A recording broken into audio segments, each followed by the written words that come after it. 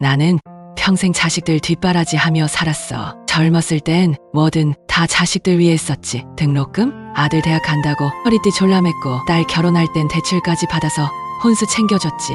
전세보증금이 모자라다 하면 노후자금 깨서라도 도와줬어. 그게 부모니까 내 배는 고파도 자식들 웃는 얼굴 보면 배가 불렀어. 그게 진짜 행복이었지. 젊을 땐 그렇게 사는 게 당연한 줄 알았어. 어차피 나중엔 자식들이 돌봐주겠지. 그런 막연한 믿음이 있었거든.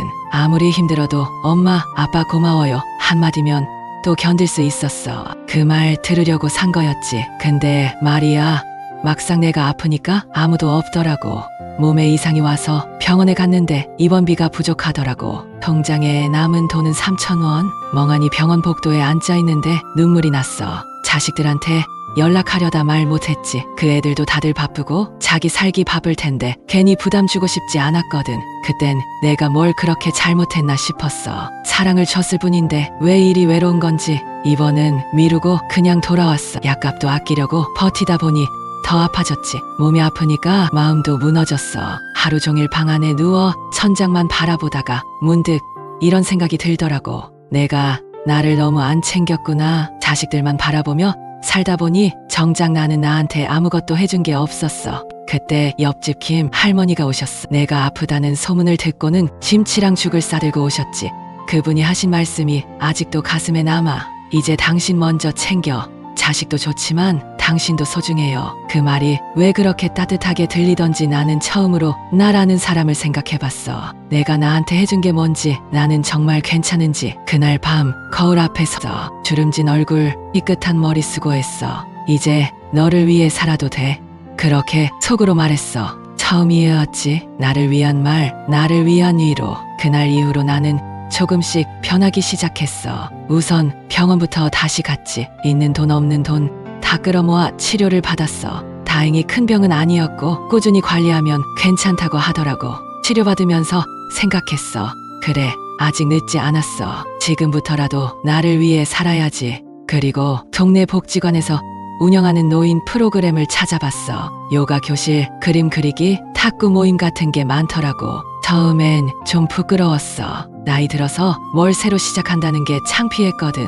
근데 김 할머니가 같이 가보자고 해서 용기 내서 요가 교실에 등록했지. 그게 내 인생의 또 다른 시작이었어. 처음엔 몸이 잘 안 따라줬어. 몸이 굳어서 허리도 잘 안 펴지고 균형 잡기도 힘들었지. 하지만 강사 선생님이 늘 웃으며 말했어. 천천히 오늘의 나를 인정하고 사랑하는 마음으로 하세요. 그 말이 그렇게 위로가 되더라고. 나는 지금까지 한 번도 나를 인정해 본 적이 없었어. 늘 자식 먼저, 남들 먼저였지. 요가 끝나고 마시는 따뜻한 보리차 한 잔, 함께 땀 흘린 사람들과 나누는 미소, 그게 그렇게 소중하더라. 그곳에서 만난 사람들도 대부분 나처럼 살았대. 자식들 뒷바라지 하다 자신을 잃어버린 사람들. 우리끼리 웃으며 말해. 이제야 우리 인생이 시작된 거야. 하루하루가 조금씩 따뜻해졌어. 아침에 눈 뜰 이유가 생겼고 누군가와 약속 있는 날은 옷도 고르고 화장도 해봤어. 거울을 보며 웃을 수 있는 날이 많아졌지. 그전에는 거울을 볼 시간조차 없었는데 말이야. 나는 이제 나를 사랑하는 법을 배우고 있어. 가끔은 자식들이 연락 와. 엄마, 이번 달에 애 학원비 좀. 그럴 때마다 정중히 말해.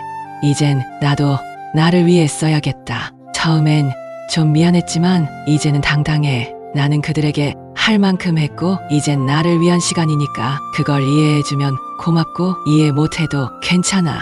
나는 내가 나를 이해하니까. 사람들이 그래, 자식은 부모의 거울이라고. 나도 그렇게 믿었지. 내가 사랑을 주면 그 사랑이 언젠가는 돌아올 거라고.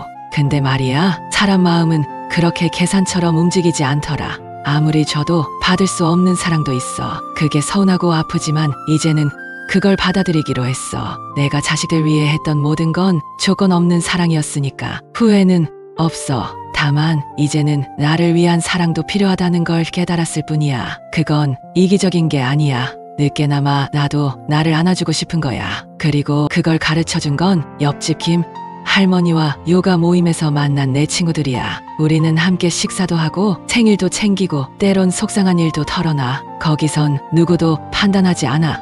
내가 애한테 집까지 사줬는데 연락 한 통 없다니까. 그러면 아들 고개 끄덕이며 나도 그래 하고 웃어. 그 웃음이 그렇게 위로가 돼. 우리는 각자의 상처를 꺼내놓고 서로 꿰매주는 사이가 됐어. 나는 요즘 주말마다 작은 여행을 다녀. 하루짜리 기차 여행, 공원 산책, 시골 장터 구경. 젊었을 땐 일하느라 그런 여유조차 없었는데 이제 내가 나한테 주는 선물이야. 그리고 늘 사진을 찍어. 내가 웃고 있는 모습, 햇빛에 눈 감고 있는 얼굴, 그 모든 게 나답고 아름다워. 혹시 이 영상을 보고 있는 당신도 나처럼 평생을 자식만 바라보고 살아오셨나요? 그렇다면 이제 당신 차례예요. 이제는 당신이 당신을 돌봐야 할 시간이야. 아프지 말고 외롭지 말고 누구보다 당신 자신을 사랑해 주세요. 세상에서 제일 중요한 사람은 바로 당신이니까요. 요즘은 내 하루가 소중해.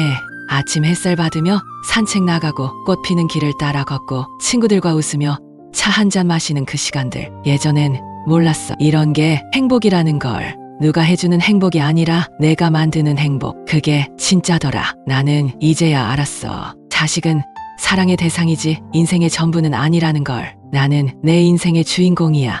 너무 늦게 깨달은 게 아쉽긴 하지만 지금이라도 알았으니 다행이지. 남은 시간은 온전히 나를 위한 시간으로 채울 거야. 내가 좋아하는 것, 내가 하고 싶은 것, 그 모든 걸 하면서 살 거야. 그리고 혹시 이 영상을 보고 당신도 마음이 먹먹해졌다면 용기 내보세요. 당신도 할 수 있어요. 한 걸음씩 나아가면 새로운 세상이 열립니다. 나도 그렇게 다시 시작했어요. 상처 많았던 인생이지만 이제는 그 상처도 내 이야기의 일부로 받아들이기로 했어요. 아프고 외로웠던 그 시간도 지금의 나를 만든 소중한 시간이었으니까요. 오늘도 저는 요가 수업 다녀왔어요. 친구들이랑 김밥 나눠 먹고 다음 주엔 꽃 구경 가기로 했지요. 작은 약속 하나에도 설레는 지금이 참 좋아요. 나는 이제 더 이상 외롭지 않아요. 나를 사랑하는 법을 배웠으니까요. 마지막으로 이 이야기 공감되셨다면 구독과 좋아요 한번 눌러주세요. 당신의 따뜻한 응원이 저에게는 큰 힘이 됩니다. 구독과 좋아요는 사랑입니다.